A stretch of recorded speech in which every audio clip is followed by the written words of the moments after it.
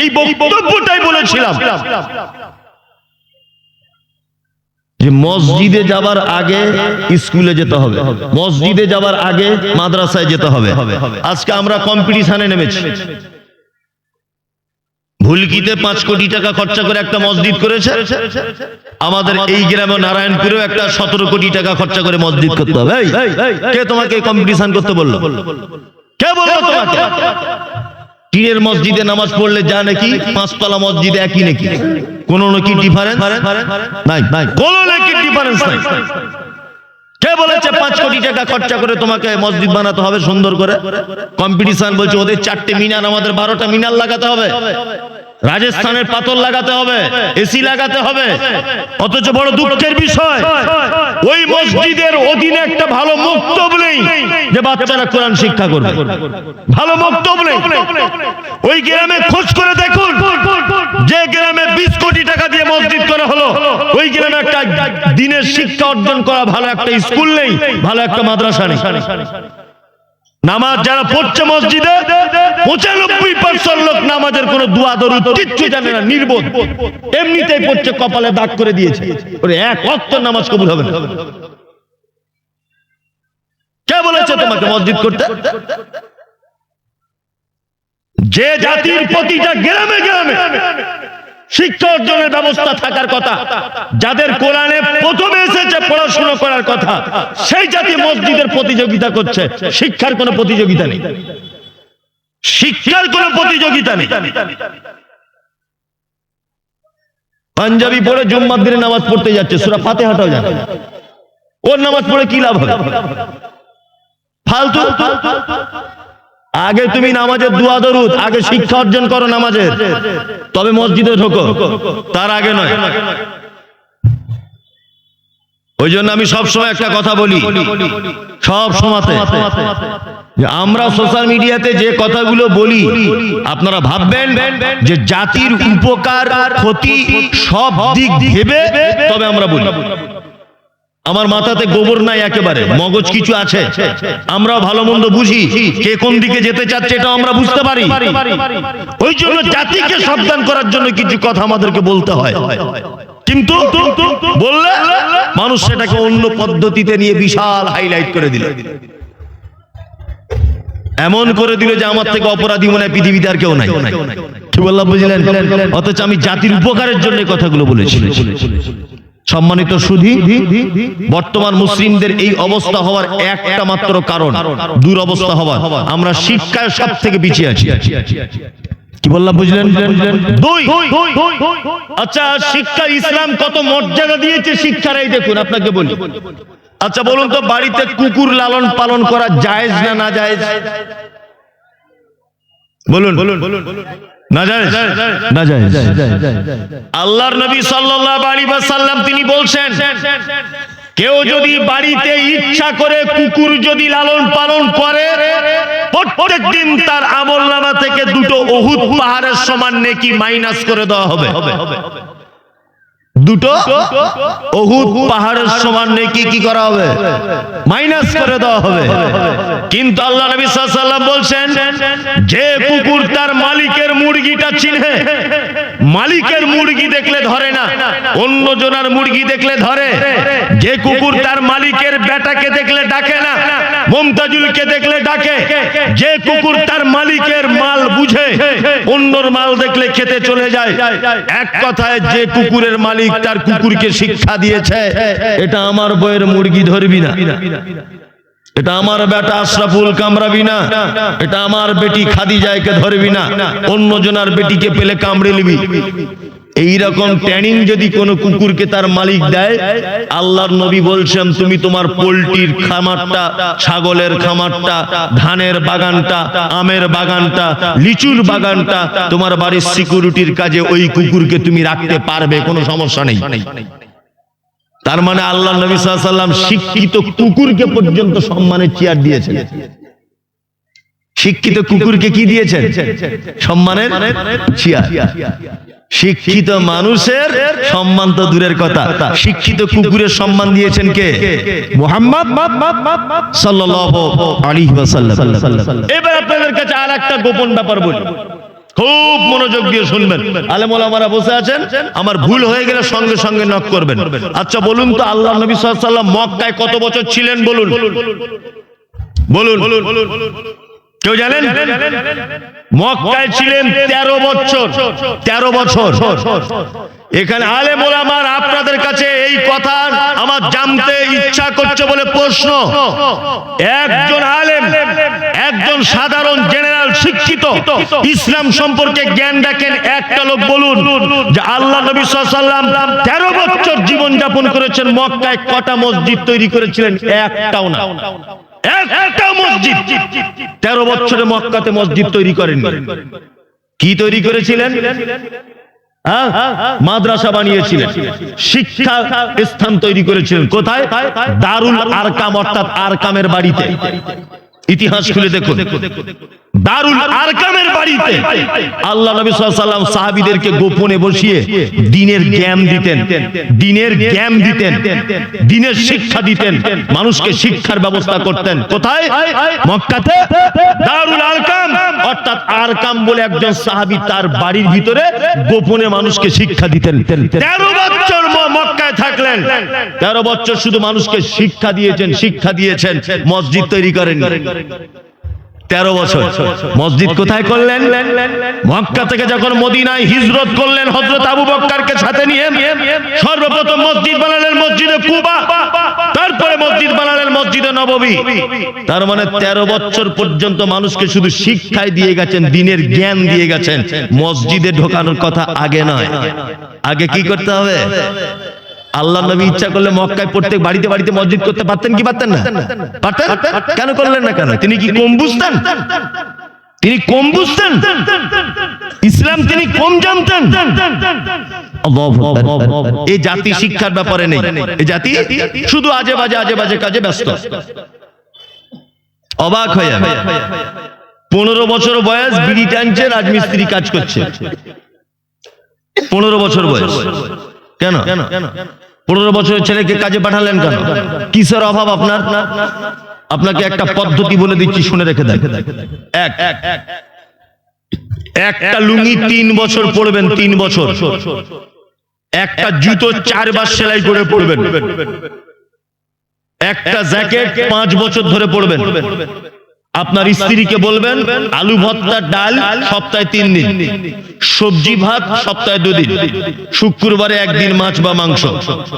তোমার ব্লাউজ ছিঁড়ে গেলে 4 বার সেলাই করে পড়বে, পরিষ্কার করে। ব্লাউজ তার অন্য কেউ দেখতে যাবে না, তুমি সেলাই করে পড়বে। শাড়ি, একটা শাড়ি মিনিমাম 4 বছর চালাও তুমি এদিক ওদিক করে। একটা নাইটি কিনে দিলে 5 বছর ধরে পড়ার চেষ্টা করো, ছিঁড়ে গেলে আবার সেলাই করে পড়ো। টাকা জমিয়ে 4টে ব্যাটার পিছনে খরচা করুন যারা লেখাপড়া শিখছে। নিজে কম খান। কি বললাম বুঝলেন? রাজপ্রাসাদ বাড়ি করার দরকার নেই। ভবিষ্যৎ 4টে বেটাকে শিক্ষিত করুন, দেখবেন আপনার টাকা বাড়িতে বয়ে দিয়ে যাবে লোক। টাকা বাড়িতে বয়ে দিয়ে যাবে লোক। কত টাকার মালিক হতে চান আপনি? টাকা আপনার বাড়িতে লোক বস্তায় করে আনবে। 4টে ছেলেকে মানুষ করুন, 3টে ছেলেকে মানুষ করুন, 2টে ছেলেকে মানুষ করুন। নিজে কম খান। ও তো হুঁস মোটা বোঝে না, জিলাপির দোকান থেকে 5 কেজি জিলাপি কিনে নিয়ে বাড়ি চলে গেছে। এই জিলাপি তুমি জীবনে খাওনি? 5 কেজি জিলাপি কি করবে? 3 কেজি বাদাম দিয়ে গেছে বাড়িতে। বোকা কোথাকার। 3 কেজি বাদাম কিনে কি করবে তুমি? বাদাম অন্য দিনে পাওয়া যায় না, জিলাপি অন্য দিনে পাওয়া যায় না। বাজারে মাছ বিক্রি হচ্ছিল, বড় 3 কেজি কাতল মাছ কিনে নিয়ে চলে এসছে। কেন? 3 কেজি কাতল মাছ নিয়ে কি করবেন? মাছ কিনুন, যে কজন আছে সেই কজনের জন্য কিনুন। টাকা জমিয়ে রাখুন, আপনার ছেলের পিছনে ইনভেস্ট করুন। স্কুলে পাঠান, ভালো স্কুলে পাঠান, ভালো মাদ্রাসায় পাঠান। আপনার ছেলে ওইটাও ইনভেস্ট। আর নিজে দামি ঘড়ি 48,000 টাকা দেবেন মোবাইল, আর যা টাকা লটারিতে পড়েছিল বা এদিক ওদিক থেকে ম্যানেজ করেছিল, সঙ্গে সঙ্গে 3 তলা বাড়ি করে বসে আছেন। ছেলে পেলেগুলো রাজমিস্ত্রি কাজ করছে। তোমার মাথাতে মগজ আছে, তোমার মাথায় গোবর ভরা আছে। গোবর। কি বলছি বুঝতে পারছেন? ছেলে পিলের পিছনে টাকা খরচা করুন, নিজে কম খাবেন, 10,000 টাকার মোবাইল নিয়ে ঘুরবেন। কোনো সমস্যা নেই, ছোট ফোন আবার ফিরিয়ে আনুন, বড় ফোন বিক্রি করে দেন দরকার হলে, সুইচ ওয়ালা ফোন ব্যবহার করুন, অল্পতে সন্তুষ্ট হন, ছেলে মেয়েদের পিছনে টাকা খরচা করুন। কি বললাম বুঝলেন? শিক্ষাই একটা জাতির বিপ্লব তৈরি করতে পারে, শিক্ষা একটা জাতিকে পরিবর্তন করতে পারে। কি বললাম বুঝলেন? মুসলিমরা সংখ্যায় কম বলে আমাদের সবকিছু থেকে বঞ্চিত করা হচ্ছে তা নয়, তা নয়। আজকে দেশের সরকার পর্যন্ত জেলে গেছে, এরা সেই মুসলমান নেই যারা বদরের মাঠে যাদেরকে দেখতে পাওয়া গিয়েছিল। এরা সেই মুসলমান যে মুসলমান রাতের অন্ধকারে 200 টাকা দিলে ভোট বিক্রি করে দেয়, সেই মুসলমান। ওকে যদি 2000 টাকা দেওয়া হয়, ও বিজেপিতে ভোট দিয়ে দেবে। কি বললাম বুঝলেন না? ভোটের আগের দিন যদি 2000 টাকা ওকে দিয়ে দেওয়া হয়, তো বিজেপিকেও ভোট দিয়ে দিবে, ও দেখবে না। সেই মুসলমান। আর এই মুসলমানকে কখনো বোঝানো যায় যে মুসলমান কবর খুঁড়তে খুঁড়তে বিড়ি টানে? আপনাদের এখানে মনে হয় না এসব? একটা লোক মারা গেছে, কবর খুঁড়ছে, দুজন বুড়ো লোক, তা দুজনে বিড়ি টানছে আর গান বলছে আর কবর খুঁড়ছে। আবার যার বাপ মারা গেছে সে আবার বলছে, এক বান্ডিল বিড়ি আর লাল চা ফ্ল্যাক্সে করে দিয়ে আয় না, তোরা তাড়াতাড়ি খুঁড়বে না। এই মুসলমানকে হাদিস কোরআন দিয়ে কখনো কিছু বোঝানো যায়? যায় বলুন? যাবে না। তাহলে আমাদের অবস্থা বর্তমানে খারাপ, শিক্ষা না থাকার কারণ। আর কি খারাপ? আল্লাহ সুবহানাহু ওয়া তাআলা পবিত্র আল কোরআনের ভিতরে বলেছেন, আল্লাহ তাআলা বলছেন, ওয়াতাসিমু বিহাবলিল্লাহি জামিআ ওয়া লা তাফাররাকু। তোমরা বিভিন্ন দলে বিভক্ত হয়ে যাও না, তোমরা আমার রশিটাকে কি করো? মজবুত করে আঁকড়ে ধরো। যদি বলছেন মৌলভী সাহেব আপনিই তো সব থেকে বেশি দল দল দল দল করেন বক্তব্যতে, আপনার কি দেখতে পাওয়া যায়? শুনুন একটা কথা বলি, এইখানে যদি ভুলকি দু মোহনার মোড়ে একটা মসজিদ যদি ভেঙে দেয়, একটা মসজিদ, সেই মসজিদে নামাজ পড়ে বিরেলি, হানাফি, সাফি, দেওবন্দি, পাথরচাপড়ি, আজমির, কাশ্মীর, আহলে হাদিস, ফারাইজি, এসব দেখার দরকার নেই। মসজিদ ভেঙে দিচ্ছ মানে আমরা সকলেই ঝাঁপিয়ে পড়বো। কি বললাম বুঝতে পারছেন? আমাদের একটা সম্পত্তি ছিল ভুলকির মোড়ে, সরকার দখল করে নিচ্ছে বা কিছু করছে বা অন্য কেউ দখল করে নিচ্ছে, ওটা হানাফিদের না বেরেলিদের দেখার দরকার নেই, মুসলিমদের এইটা ভেবে দৌড়ে চলে যেতে হবে। ভালো করে বুঝবেন, মাথায় রাখবেন। তার মানে ভারতবর্ষে বেঁচে থাকার জন্য আমরা সবাই একতাবদ্ধ ভাবে জীবন যাপন করবো ইনশাআল্লাহ। কে কোন দলে, কে কোন মাযহাবে, এটা দেখার দরকার নেই, ভারতবর্ষে বেঁচে থাকার উদ্দেশ্যে। কিন্তু ঈমানের ব্যাপারে তাওহীদের উপরে যারা আছে তাদের সাথে একতাবদ্ধ করতে হবে, বাকি কারোর সঙ্গে একতাবদ্ধ হওয়া যাবে না। যারা ওপেন শিরকের সঙ্গে যুক্ত, যারা সেজদা দেয় মাজারে, যারা সেজদা দেয় বাঁশতলায়, যারা সেজদা দেয় গাছতলায়, যারা সেজদা দেয় মৃত্যু মানুষের কবরে, তাদের সঙ্গে আমরা কখনো একতাবদ্ধ হতে যাব না ঈমানের ব্যাপারে ইনশাআল্লাহ। কারণ আল্লাহ সুবহানাহু ওয়া তাআলা বলছেন, মা কানা লিন নাবিয়্যি ওয়াল্লাযিনা আমানু আন ইস্তাগফিরু লিল মুশরিকিন ওয়ালাউ কানু উলি কুরবা, ওয়ালাউ কানু উলি কুরবা। আল্লাহ তাআলা বলছেন নবীদের জন্য উচিত নয়, ইমামদারদের জন্য উচিত নয় যে মুশরিক যারা সিজদা দিয়েছে অন্য কাউকে, এই রকম মুশরিকদের ব্যাপারে ক্ষমা প্রার্থনা করা, ওয়ালাউ কানু উলি কুরবা। আল্লাহ বলছে সেই মুশরিক যদি তোমার নিকট আত্মীয় হয় তবুও তার জন্য ক্ষমা প্রার্থনা করা যাবে না। তার মানে যারা আল্লাহকে বাদ দিয়ে অন্য কাউকে ডাকে, আল্লাহকে বাদ দিয়ে যারা অন্য কোন জায়গায় সিজদা দেয়, আল্লাহকে বাদ দিয়ে যারা অন্য কোন জায়গায় মানত মানে, আল্লাহকে বাদ দিয়ে নিজের ইচ্ছা চাওয়া পাওয়া যারা অন্যর কাছে মেটানোর জন্য যায়, তাদের সঙ্গে কখনো ঈমানের ব্যাপারে একতাবদ্ধ হওয়া যাবে না। কিন্তু ভারতবর্ষের নাগরিক হিসাবে হানাফি, সাফি, মালিকি, হাম্বলি, দেওবন্দি, পাথরচাপড়ি, আজমির, কাশ্মীর, এই সব দেখে লাভ নেই, আমরা সবাই এক। কি বলছি বুঝতে পারছেন? সবাই এক।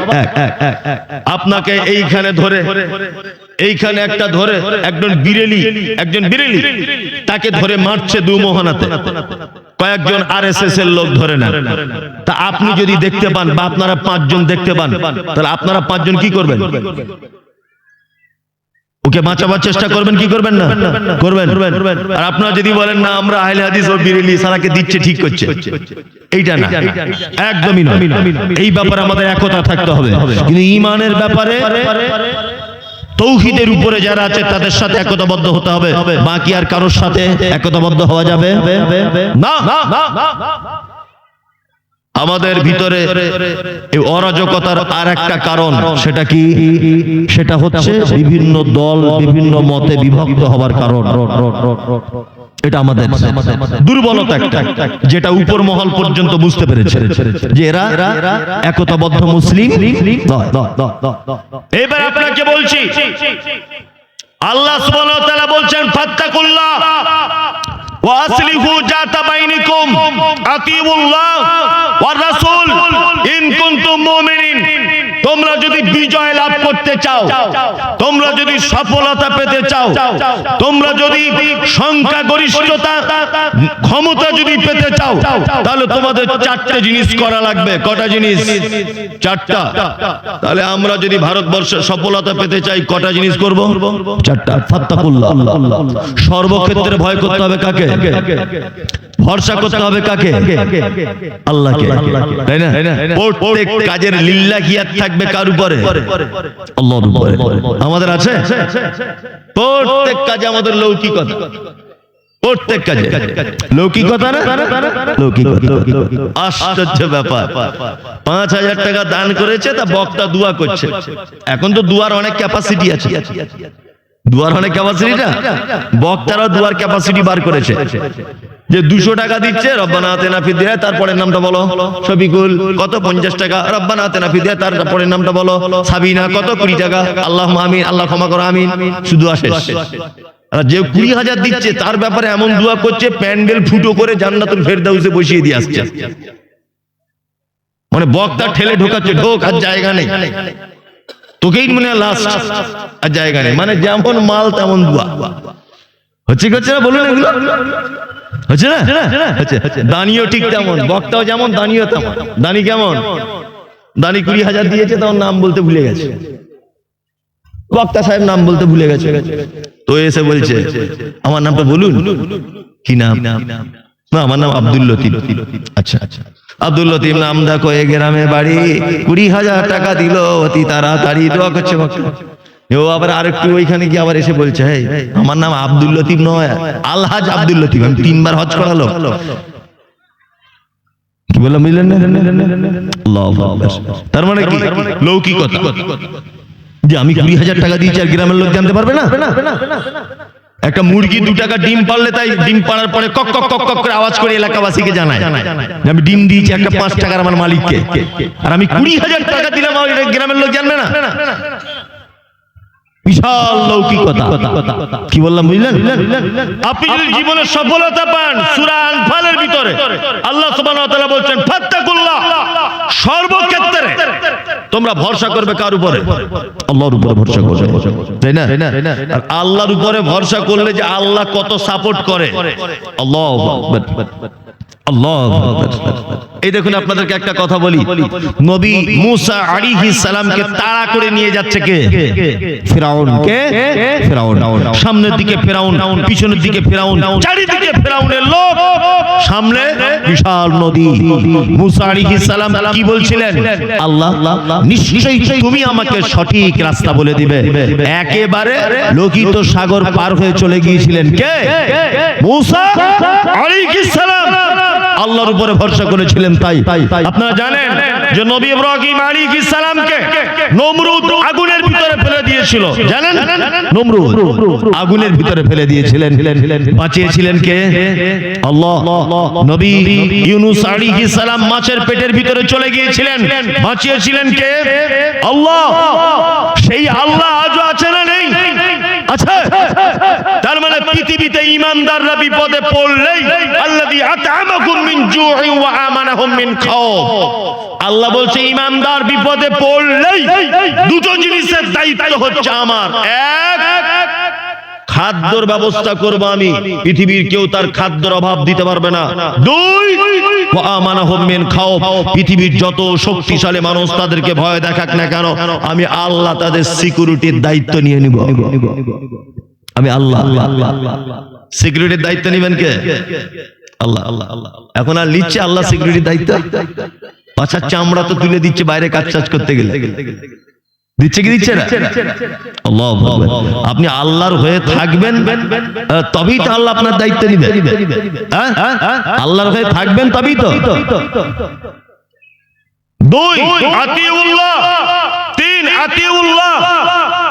3 নম্বর হচ্ছে আল্লাহর আনুগত্য করে চলতে হবে, ওয়ার রাসূল, এবং রাসূলের আনুগত্য করে চলতে হবে। যদি আপনারা বর্তমান পরিস্থিতি থেকে যদি বেরিয়ে আসতে চান, তাহলে আল্লাহ এবং তার রাসূলের কি করতে হবে? আনুগত্য করতে হবে, ইতাআত করতে হবে। ঘুম থেকে উঠে ঘুমোতে যাওয়ার আগ পর্যন্ত একটা লোক বলুন তো যে আমি সারাদিন আজকে হাদিস কোরআন অনুযায়ী চলেছি, একটা লোক আছেন?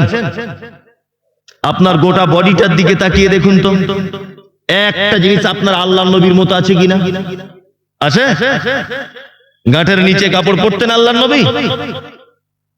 পরতেন?